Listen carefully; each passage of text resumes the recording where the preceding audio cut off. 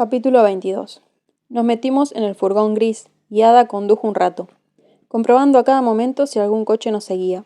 Luego circulamos por un laberinto de calles laterales y aparcamos delante de una mansión antigua y grande de ladrillo. En el semicírculo que quizás antes fuera un jardín, donde aún sobrevivían varios tulipanes entre la hierba alta y los dientes de león, había un cartel con la imagen de un bloque de pisos. ¿Dónde estamos?, pregunté. En Parkdale, dijo Ada. Nunca había estado en Parkdale, pero sí había oído hablar del barrio. A algunos de los drogatas de la escuela les parecía un sitio con mucha onda. Era lo que se decía de las zonas urbanas decadentes que ahora se estaban gentrificando. Había un par de clubes nocturnos de moda por allí para quienes querían mentir sobre la edad que tenían. La mansión estaba en medio de una parcela espaciosa y descuidada, con un par de árboles enormes. Nadie había limpiado las hojas caídas en mucho tiempo. Unos jirones de plástico de color rojo y plateado asomaban bajo la capa de hojarasca. Ada fue hacia la entrada de la casa, echando una ojeada por encima del hombro para asegurarse de que la seguían. ¿Estás bien?, preguntó. Sí, dije. Me sentía un poco mareada. La seguí por el pavimento desigual. Noté el suelo mullido, como si pudiera atravesarlo con el pie sin dificultad. El mundo ya no era sólido e infalible, sino poroso e incierto. Cualquier cosa podía desaparecer. Al mismo tiempo, todo lo que miraba me parecía muy nítido. Era como uno de esos cuadros surrealistas que habíamos estudiado en la escuela del curso anterior. Relojes de retiros en el desierto, sólidos pero oníricos. Unos macizos escalones de piedra llevaban hasta el porche de la fachada, enmarcadas por un arco de piedra en la que había un nombre esculpido, en esos caracteres gaélicos que a veces se ven en edificios más antiguos de Toronto. Carnarvon. Con hojas y caras de elfos alrededor, probablemente habían querido representar criaturas traviesas, pero a mí me parecían malignas. En ese momento todo me parecía maligno. El porche olía a pis de gato. La puerta, ancha y maciza, estaba tachonada con clavos negros de forja. Los artistas del graffiti habían dejado su obra con pintura roja. Esas típicas letras puntiagudas, y otras palabras más legibles que quizás fuesen asco. A pesar del aspecto sórdido de la puerta, la cerradura funcionaba con una llave magnética. En el recibidor había una alfombra granate, hasta una escalera que ascendía trazando una curva y con una preciosa balaustrada. Antes era una pensión, dijo Ada. Ahora son apartamentos amueblados. ¿Qué fue, originalmente?, dije apoyándome en la pared. Una casa de verano, dijo Ada, de gente rica. Subamos, tienes que tumbarte. ¿Qué es Carnarvon? Estaba costando un poco subir las escaleras. Un lugar de Gales, dijo Ada. Supongo que a alguien le entró nostalgia. Me agarró del brazo. Vamos, cuenta los escalones. Nostalgia, pensé recordando mi casa. Iba a echarme a llorar otra vez. Intenté contenerme. Llegamos arriba de las escaleras. Había otra puerta recia y otra cerradura con llave magnética. Dentro había una salita con un sofá, 2 sillones, una mesa de café y otra de comedor. Hay una habitación para ti, dijo Ada, pero no tenía ninguna prisa por verla. Me dejé caer en el sofá. De pronto me quedé sin fuerzas. Pensé que no podría levantarme. Estás tiritando otra vez, añadió. Bajaré el aire acondicionado.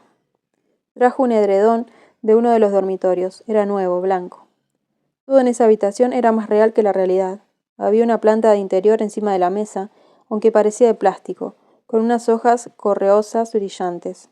Las paredes estaban cubiertas con un papel de fondo rosa y un estampado de árboles en un tono más subido. Había agujeros donde en otros tiempos debían de haber clavos con cuadros o fotografías colgadas. Esos detalles eran tan vívidos que casi resplandecían, como iluminados desde atrás. Cerré los ojos en busca de oscuridad. Supongo que me quedé dormida, porque de pronto había anochecido y Ada estaba encendiendo la pantalla plana. Supongo que lo hizo por mí, para que supiera que me había dicho la verdad, pero fue brutal. Los destrozos en el sabueso de la ropa, con los escarpantes hechos añicos, la puerta reventada. Retazos de tela esparcidos por la acera. Delante el chasis del coche de Melanie, convertido en un amasijo de chatarra carbonizada. 2 vehículos de la policía visibles y la cinta amarilla acordonando la zona del siniestro. Ninguna señal de Neil o Melanie, afortunadamente. Me habría horrorizado ver sus cuerpos abrazados, su pelo hecho cenizas, sus huesos socarrados. El mando a distancia estaba en una mesita auxiliar junto al sofá. Quité el sonido. No quería oír la voz impasible del locutor, como si ese suceso pesara lo mismo que un político subiendo un avión. Cuando el coche y la tienda desaparecieron y la cabeza del presentador volvió a balancearse en la pantalla como una caricatura en forma de globo, apagué la televisión. Ada salió de la cocina. Me traía un sándwich en un plato. Ensalada de pollo. Le dije que no tenía hambre. Hay una manzana, dijo. ¿La quieres? No, gracias. Sé que esto es muy raro, dijo. No contesté. Se fue y volvió enseguida. Te he traído un poco de pastel. Es de chocolate. Con helado de vainilla, tus favoritos. Estaban servidos en un plato blanco. Había un tenedor de plástico. ¿Cómo sabía que eran mis favoritos? Melanie debía de habérselo dicho. Debían de haber hablado de mí. El plato blanco era deslumbrante. Había una sola vela clavada en el trozo de pastel. Cuando era más pequeña pedía un deseo. ¿Qué deseo iba a pedir ahora? ¿Volver atrás en el tiempo? ¿Retroceder al día anterior? Me pregunto cuánta gente habrá deseado lo mismo. ¿Dónde está el cuarto de baño? Pregunté. Me lo explicó, entré y vomité. Luego me eché de nuevo en el sofá, temblando con escalofríos. Al cabo de un rato, Ada me trajo soda con jengibre. Necesitas que te suba el azúcar en la sangre, me dijo, luego salió apagando las luces.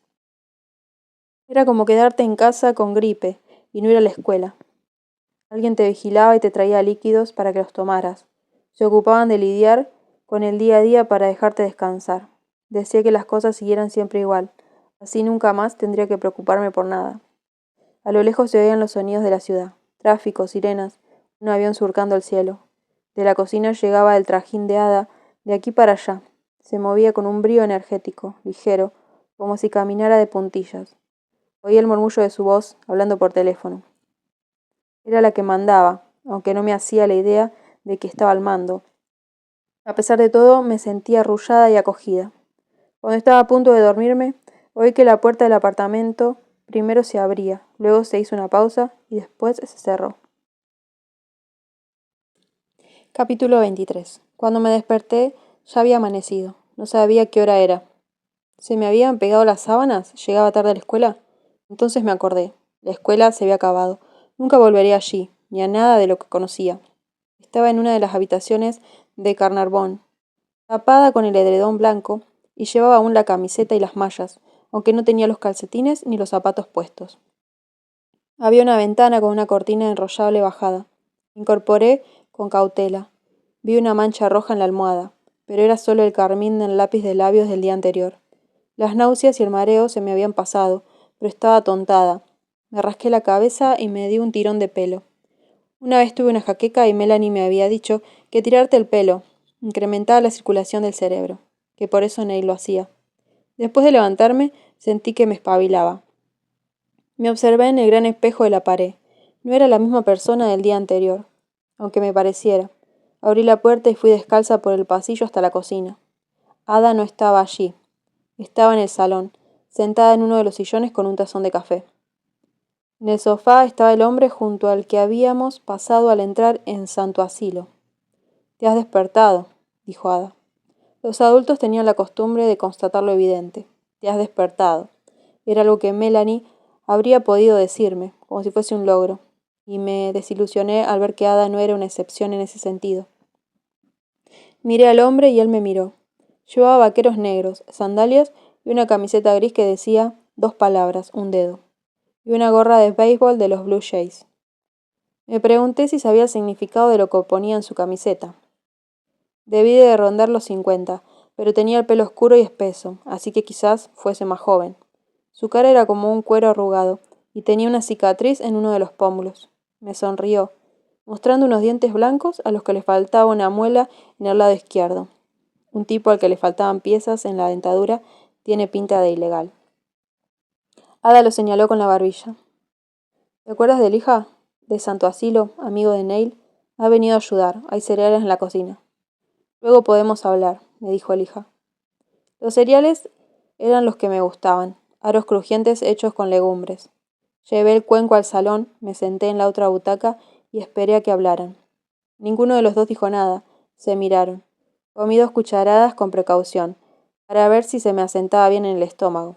Dentro de mis oídos resonaba el crujido de los aros. ¿Por dónde empiezo? Dijo Elija. Por el fondo, contestó Ada. Vale, dijo y me miró de frente. Ayer no fue tu cumpleaños. Me sorprendió. Sí, sí lo fue. Uno de mayo. Cumplí 16. En realidad, eres unos 4 meses más joven, dijo Elija. ¿Cómo puedes demostrar la fecha en que naciste? Debía de haber un certificado de nacimiento, pero ¿dónde lo guardaba Melanie? Está en mi cartilla sanitaria, el día de mi cumpleaños, dije. Prueba otra vez, le dijo Ada a Elija. Este miró la alfombra. Melanie y Neil no eran tus padres. Claro que sí. ¿Por qué dices eso? Sentí que se me llenaban los ojos de lágrima. Se abrió otro vacío en la realidad. Neil y Melanie se desvanecían, mutaban de forma. A decir verdad, no sabía muchos detalles de su vida anterior. No me habían contado nada, y yo tampoco les había preguntado. Nadie hace muchas preguntas a sus padres sobre el pasado, ¿no? Sé que esto cuesta de digerir, dice Elija, pero es importante, así que lo diré otra vez. Neil y Melanie no eran tus padres. Perdona la brusquedad, pero no tenemos mucho tiempo. Entonces, ¿quiénes eran? Le dije. Parpadeé. Una lágrima se me escapó a pesar de mis esfuerzos. Me la sequé. No los unía ningún parentesco, dijo el hombre. Se hicieron cargo de ti cuando eras bebé, para que estuvieras a salvo. Eso es imposible, dije, pero estaba menos convencida. Deberían habértelo contado, dijo Ada. Querían ahorrarte preocupaciones. Iban a decírtelo el día en que ellos... No acabó la frase. Apretó los labios. Apenas había hablado de la muerte de Melanie, como si ni siquiera hubiesen sido amigas, pero ahora me di cuenta de que estaba muy afectada. Eso hizo que me cayera mejor. Parte de su trabajo consistía en protegerte y mantenerte a salvo, dijo Elija. Siento tener que ser el mensajero. Además de olor a muebles nuevos del salón, detecté el olor de Elija, un olor rotundo, a sudor mezclado con jabón de ropa, jabón artesanal de la colada. Era el mismo que usaba Melanie, que había usado. Entonces, ¿quiénes eran? Susurré. Neil y Melanie eran miembros muy apreciados y con mucha experiencia de la... No, lo interrumpí. Mis otros padres, los verdaderos. ¿Quiénes eran? ¿También están muertos? Voy a preparar más café, dijo Ada. Se levantó y fue a la cocina. Aún están vivos, contestó Elija. O hasta ayer lo estaban. Mirándolo fijamente me preguntó si me mentía. Pero ¿por qué iba a mentirme? Si quería inventarse una historia, se le podrían haber ocurrido ideas mejores. No me creo nada de todo esto, dije. Ni siquiera sé por qué me lo cuentas. Ada volvió con un tazón de café. Nos preguntó si queríamos uno y dijo que quizás debíamos conceder un rato para pensar las cosas con tranquilidad. ¿Pensar qué? ¿Qué había que pensar?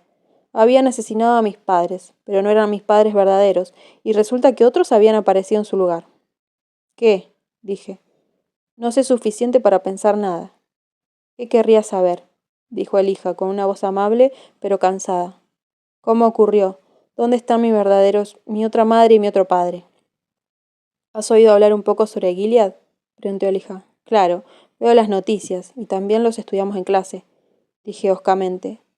Fui a aquella marcha de protesta. En ese momento deseé que Gilead se evaporase y nos dejara en paz. Naciste allí, dijo él. En Gilead. Me tomas el pelo, dije. Tu madre te sacó clandestinamente con la ayuda de Mayday. Arriesgaron la vida. En Gilead se armó mucho revuelo por la fuga. Querían recuperarte a toda costa. Argumentaban que tus progenitores legales, como lo llaman, tenían el derecho de reclamarte. Mayday te ocultó. Había mucha gente buscándote, además del bombardeo mediático. Igual que pasó con pequeña Nicole, dije. Hice un trabajo sobre ella en la escuela. Elija bajó la mirada al suelo, otra vez, y luego me miró a los ojos. Tú eres pequeña Nicole. Penitencia. Capítulo 24. El hológrafo de Casa Ardua.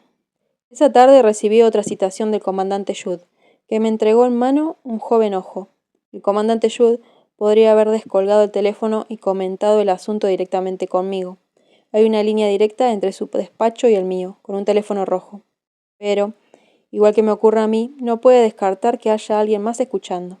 Además, Creo que disfruta de nuestras sutiles vis a vis, por razones que son complejas y perversas de entender. Piensa en mí como una obra de la que se considera artífice. Soy la encarnación de su voluntad. Confío en que esté bien, tía Lidia, dijo cuando me senté frente a él. De maravilla, alabado sea. ¿Y usted? Personalmente gozo de buena salud, pero temo que mi esposa haya caído enferma, y eso me apesadumbra. No me sorprendió. La última vez que la vi, la actual esposa de Jude me pareció deteriorada. Una triste noticia, dije. ¿Y qué mal la queja? No está claro, contestó, nunca lo está.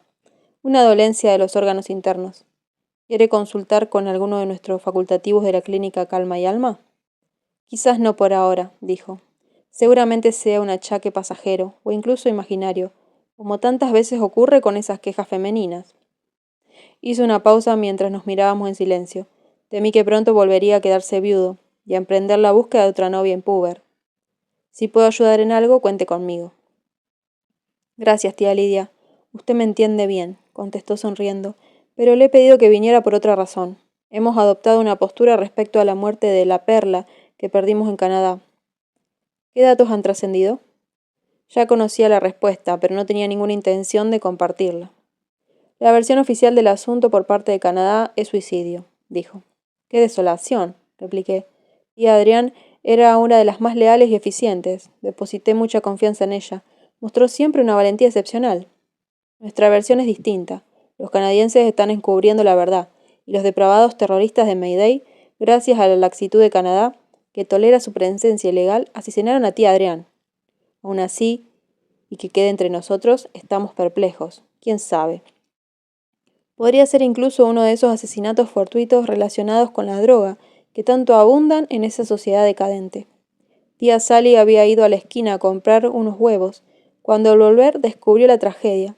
Decidió que regresar a Gilead sin pérdida de tiempo era lo más prudente. Muy prudente, dije. Tras el precipitado regreso, una conmocionada tía Sally había acudido a mí enseguida. Me describió cómo Adrián había encontrado su trágico final. Me atacó, sin previo aviso, justo antes de que saliéramos de casa para ir al consulado. No sé por qué se abalanzó sobre mí e intentó estrangularme, y yo me revolví. Fue en defensa propia, relató entre sollozos.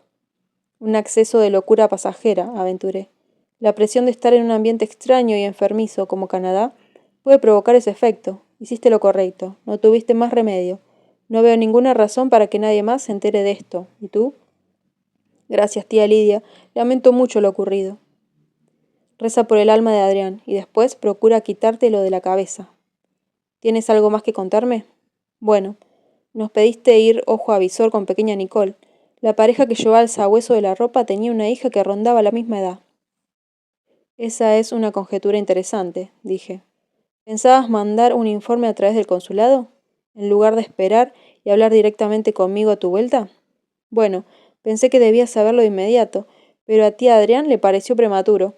Insistí en que debíamos mencionárselo de todos modos, pero se negaba. Discutimos acaloradamente. Insistí en que era importante.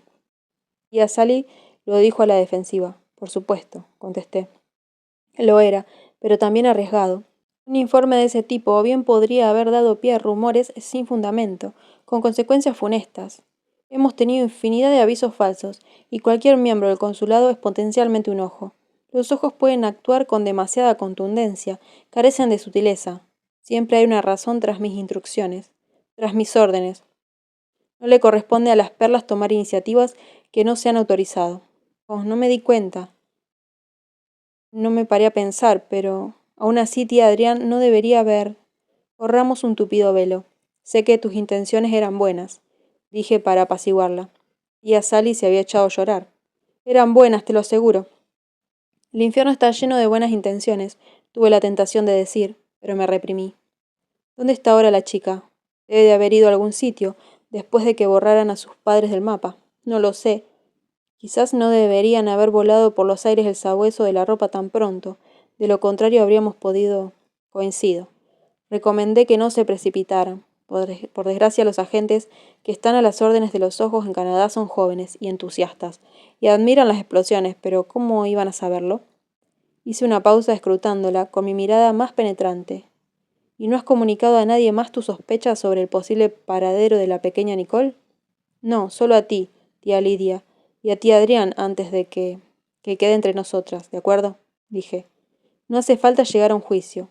Ahora creo que lo que necesitas es un poco de reposo para recuperarte. Voy a gestionar una estadía para ti en nuestra preciosa casa de retiro Margaret Kempe, en Walden. Pronto te sentirás como nueva. Un coche te llevará allí en media hora. Y si en Canadá hay revuelo por el desafortunado incidente en el piso donde se alojaban y quisiera entrevistarte o incluso denunciarte por algún delito, directamente diremos que has desaparecido. No quería ver muerta a tía Sally, solo quería que se sintiera confusa, y así ha sido. La casa de retiro Margaret Kempe cuenta con un personal discreto. Más agradecimientos conmovidos por parte de tía Sally. No me des las gracias, le pedí. Soy yo quien debería dártelas. Tía Adrián no entregó su vida en vano. Estaba diciendo el comandante Jude. Sus perlas nos pusieron en una senda fructífera para intervenir. Nos ha permitido dar con nuevos hallazgos. Se me encogió el corazón. Me alegro de que mis muchachas fuesen de provecho. Como siempre, gracias por su iniciativa. Gracias a la operación relacionada con la tienda de ropa usada que señalaron sus perlas, ahora tenemos la certeza del medio por el cual se ha llevado a cabo el intercambio de información. Estos últimos años entre Mayday y su contacto aquí en Gilead, todavía desconocido. ¿Y cuál es ese medio? A través del allanamiento, a través de la operación especial. Recuperamos una cámara de micropuntos. Hemos realizado pruebas con ellas. ¿Micropuntos? Pregunté, ¿qué es eso? Una tecnología antigua, que ha caído en desuso, pero que aún es perfectamente viable. Se fotografían documentos con una cámara en miniatura que los reduce a tamaño microscópico. Después se imprimen en puntos de plástico minúsculos, que pueden colocarse prácticamente sobre cualquier superficie, y que el destinatario los lea con un visor a medida tan pequeño que puede ocultarse, por ejemplo, en una pluma. Asombroso, exclamé. No en vano en Casa Ardua decimos, no desearás el arma del que escribe. Se rió secamente. En efecto, dijo. Nosotros, quienes empuñamos la pluma, debemos ir con cuidado de evitar represalias. Pero Mayday hace gala de inteligencia al haber recurrido a ese método. No mucha gente hoy en día sería capaz de detectarlo. Como suele decirse, si no miras, no ves. Ingenioso, dije. Es solo un extremo de la cuerda, el extremo de Mayday. Como he mencionado, está el extremo de Gilead, quien recibe los micropuntos aquí y manda a su vez mensajes. Aún no hemos identificado al individuo o individuos en cuestión.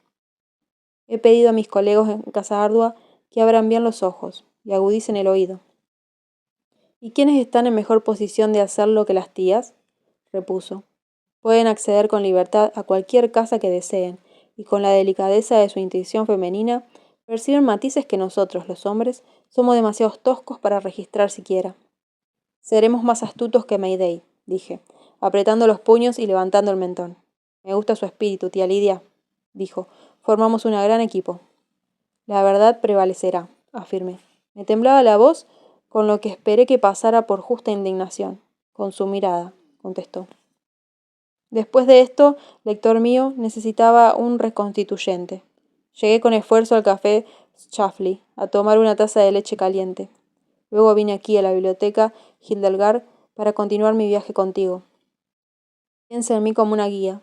Piensa en ti como un alma errante en un bosque oscuro, y pronto serás más oscuro aún. En la última página donde nos encontramos, te había llevado hasta el estadio, y desde ahí retomé el hilo. A medida que pasaba el tiempo, empezó a crearse una rutina. Dormir por la noche, si podías.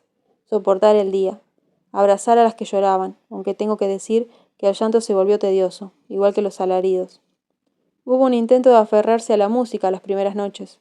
Un par de mujeres más optimistas y energéticas nos alentaban a cantar entonando versiones de We Shall Overcome y similares antiguallas de campamentos de verano remotos. Costaba recordar las letras, pero estas canciones de protesta al menos añadían variedad al repertorio. Ninguno de los guardias trató de impedir que cantáramos. Sin embargo, al tercer día el ímpetu inicial empezó a debilitarse, y solo unas pocas se unieron a corear, y se oyeron varias quejas. Silencio, por favor, por Dios, cállense de una vez. Así que las monitoras de los campamentos dolidas, tras protestar un poco, solo intentamos levantar los ánimos. cejaron en su empeño. Yo no era de las que cantaban. ¿Por qué malgastar fuerzas? No estaba para melodías. Me sentía más bien como una rata en un laberinto. ¿Había alguna salida? ¿Cuál era el camino? ¿Por qué había ido a parar allí? ¿Era una prueba? ¿Qué estaban tratando de averiguar? Algunas mujeres sufrían pesadillas, como es de suponer. Gemían y se agitaban en sueños, o se incorporaban de golpe con un grito. No es una crítica, a mí también me acosaban las pesadillas. Podría contar algunas, pero no lo haré. Sé lo fácil que es aburrirse con las pesadillas de los demás, puesto que a estas alturas de la vida he soportado auténticos recitales. A la hora de la verdad, las pesadillas solo tienen algún interés o trascendencia para quien las vive en carne propia. Nos despertaba una sirena de madrugada. Las mujeres que conservaban el reloj, no había sido una confiscación exhaustiva, decían que tocaban Diana a las 6 de la mañana, pan y agua de desayuno. ¡Qué manjar era aquel pan! Algunas lo devoraban y engullían, pero yo procuraba estirar mi medrugo todo lo posible. Masticar y tragar ayuda a distraerte del torbellino mental, además hace que el tiempo pase. Luego, colas para ir a los aseos inmundos, y buena suerte si el tuyo estaba embosado, porque no venía nadie a desembosarlo. Mi teoría, los guardias durante la noche se dedicaban a atascar los váteres a propósito para mayor agravio. Algunas de las más metódicas intentaron limpiar los lavados, pero cuando vieron que la batalla estaba perdida, se rindieron. Rendirse pronto se convirtió en la nueva norma, y debo decir que era contagiosa. ¿He mencionado que no había papel higiénico? Entonces, ¿qué? Te limpiabas con la mano, y luego intentabas lavarte a duras penas con el hilillo de agua que a veces salía de los grifos y a veces no. Entonces, segura de que eso también lo hacían a propósito para levantarnos y bajarnos la moral, a intervalos aleatorios. Imaginaba la hazaña en el rostro del cretino desalmado al que le asignaron la tarea mientras cortaba la llave del agua en su antojo. Nos habían advertido que no bebiéramos agua de aquellos grifos, pero algunos imprudentes bebieron. Entonces vinieron vómitos, diarreas, para contribuir al júbilo general. No había toallitas de papel, no había toallas de ninguna clase. Nos secábamos las manos en la falda, nos hubiéramos lavado o no. Lamento recrearte tanto las condiciones del recinto, pero es increíble la impotencia y la importancia que cobraban esas cosas básicas con las que has contado siempre, que apenas valorabas hasta que te las han quitado.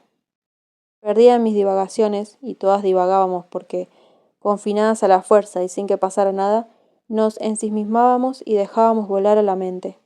Solía pensar en un inodoro magnífico, limpio y blanco, y un lavado a juego, con un generoso chorro de agua clara y pura. Naturalmente, empezamos a apestar. Además del suplicio de los aseos, dormíamos con el traje de oficina, sin mudas de ropa interior. Algunas habíamos llegado a la menopausia, pero otras no.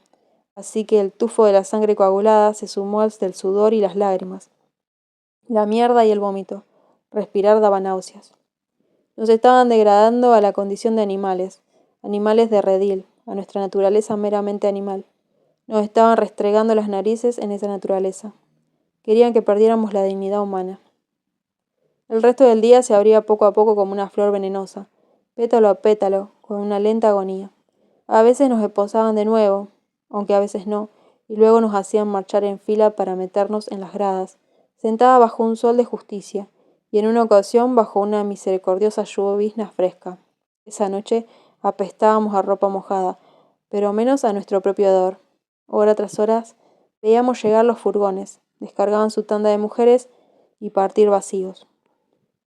Los mismos gemidos de las nuevas reclusas, los mismos bramidos y gritos de los guardias. Qué tediosa es la puesta en escena de una tiranía. La trama es siempre la misma. A la hora del almuerzo nos daban sándwich, y un día, el que lloviznaba, unos bastones de zanahoria. Nada como una comida equilibrada, dijo Anita.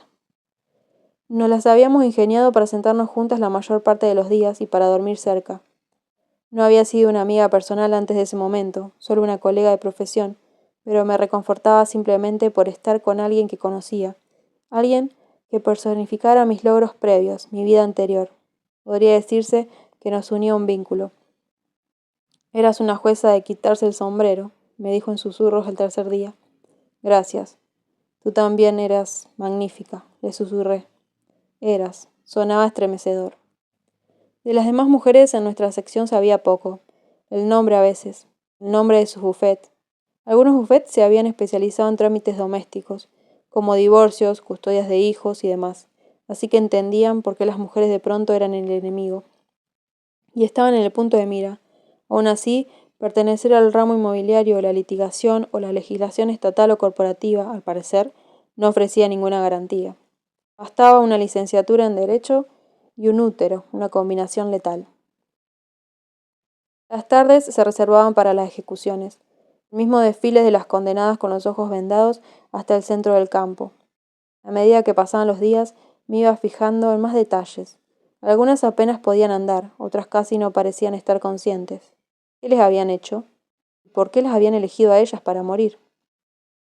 El mismo hombre del uniforme negro, exhortando por un micrófono, Dios se impondrá. Acto seguido los disparos. Los cuerpos cayendo desplomados, luego la limpieza.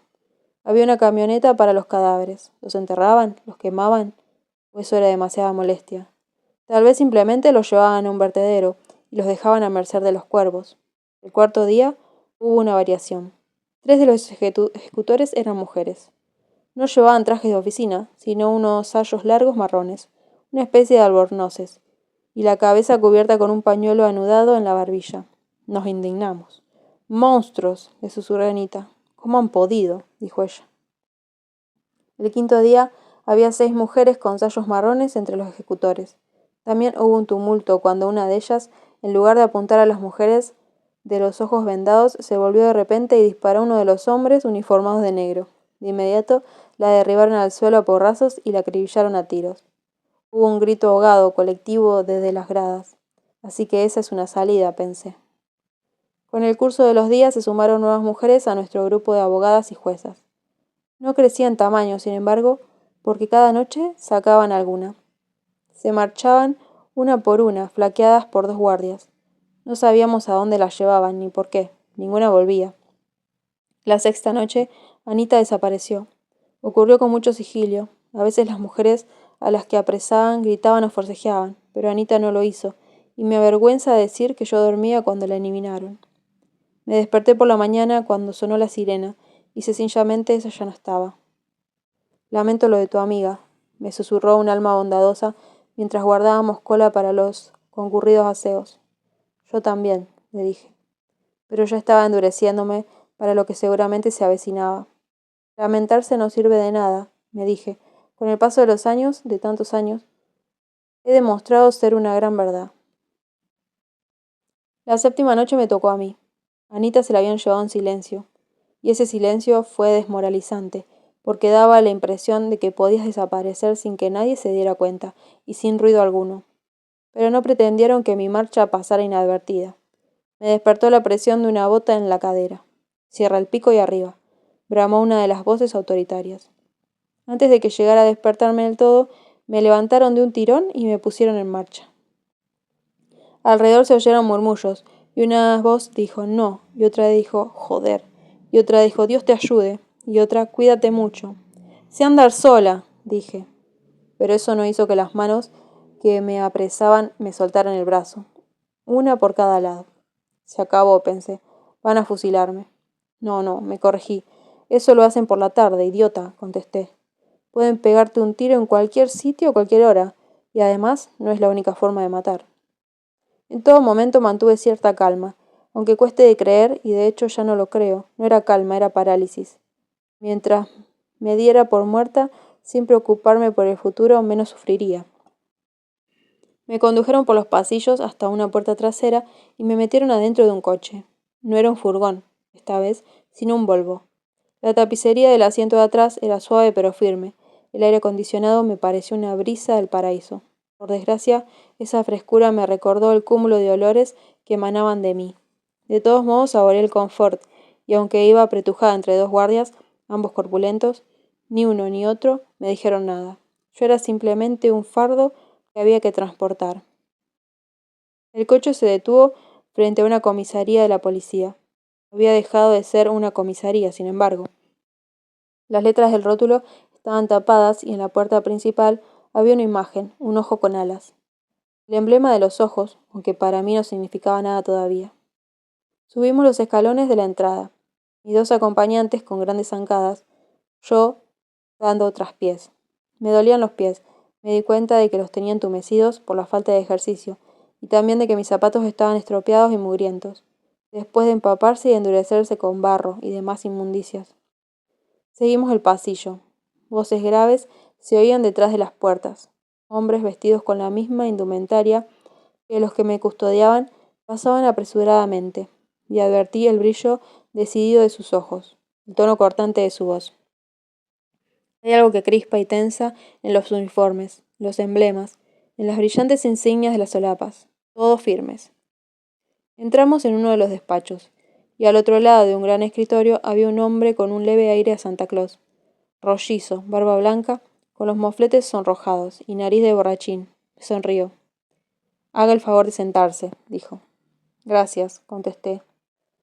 No es que tuviera elección. Mis 2 compañeros de viaje me encajaron en el asiento y me inmovilizaron, sujetándome con brías de plástico a los brazos de la silla. Después salieron de la habitación, cerrando la puerta suavemente. Me dio la impresión de que caminaran hacia atrás, como en presencia de un antiguo dios rey, pero no podía volverme para mirar. Permita que me presente. Soy el comandante Judd, de los hijos de Jacob. Ese fue nuestro primer encuentro. Supongo que usted sabe quién soy, contesté. En efecto, dijo con una sonrisa insulsa. Me disculpo por los inconvenientes que ha sufrido. No ha sido nada, dije con ademán serio. Es una estupidez bromear con quienes tienen un control absoluto sobre ti. No les hace gracia. Creen que no aprecias del tono el alcance de su poder. Ahora que tengo poder, no doy pie a la frivolidad entre subordinados. En cambio, entonces, fui imprudente. He aprendido la lección. Se le borró la sonrisa. ¿Agradece seguir viva? Me interpeló. Desde luego, dije. ¿Agradece que Dios la hiciera nacer en un cuerpo de mujer? Supongo que sí, contesté. Nunca me lo he planteado. No estoy seguro de que sienta suficiente gratitud, dijo. ¿Qué sería suficiente gratitud? Repuse. Suficiente gratitud como para cooperar con nosotros. He mencionado que llevaba unos pequeños lentes rectangulares. En ese momento se los quitó y los contempló. Sus ojos, sin los lentes, brillaban menos. ¿A qué se refiere con cooperar? Pregunté. ¿Es sí o no? Estudié derecho, dije. Soy jueza, no firmo contratos en blanco. No es jueza, me corrigió. Ya no. Pulsó un botón y por un interrófono dijo. Penitencia. Y dirigiéndose a mí concluyó. Esperemos que aprenda a ser más agradecida. Rezaré por ello. Y así fue como me mandaron a penitencia. Era el calabozo de la comisaría, reconvertido en una celda de aislamiento de aproximadamente 4 pasos por 4. Tenía un camastro, pero sin colchón. Tenía un cubo, que deduje que era para los excrementos humanos, porque vi restos adentro y el olor me lo confirmó. Antes había tenido una bombilla, pero ahora solo quedaba la toma corriente, que estaba cortada. Por supuesto, intenté meter los dedos. Al cabo de un tiempo, cualquiera lo habría hecho. La única luz era la que se colaba desde el pasillo, a través de la ranura por el que pronto meterían los consabidos bocadillos. Pudrirme en la oscuridad, ese era el plan que me aguardaba. Senté a mi alrededor en la penumbra y encontré la tabla del camastro, me senté. Voy a resistir, pensé, lo conseguiré. Acerté, pero por poco. Sorprende comprobar con qué rapidez se pierde la entereza en ausencia de otras personas. Una persona sola no es una persona completa. Existimos en relación a los demás. Sola me arriesgaba a no ser nadie. Permanecí un tiempo en penitencia, no sé cuánto. Cada tanto se descorría la mirilla y un ojo me echaba un vistazo. Cada tanto se oyó en grito una serie de alaridos en las inmediaciones, alardes de brutalidad. A veces llegaba un gemido prolongado, a veces una serie de jadeos y resuellos roncos que sonaban sexuales, y probablemente lo eran. La indefección enardece. No tenía medio de saber si esos sonidos eran reales o meras grabaciones destinadas a destrozarme los nervios y quebrantar mi determinación. Fuera cual fuere, al cabo de unos días perdí el hilo de ese argumento, el argumento para no rendirme. Desconozco el tiempo que pasé confinada en esa celda temblorosa, aunque no puedo ser tanto, a juzgar por lo que me habían crecido las uñas cuando me sacaron de allí. El tiempo, sin embargo, es distinto cuando estás encerrada a solas en la oscuridad. Se hace interminable. Tampoco sabes cuánto estás dormida y cuánto despierta. ¿Había insectos? Sí, había insectos. No me picaron, así que supongo que eran cucarachas. Notaba que me correteaban por la cara, suavemente titubeantes, como si mi piel fuera una capa de hielo quebradizo. No las aplastaba.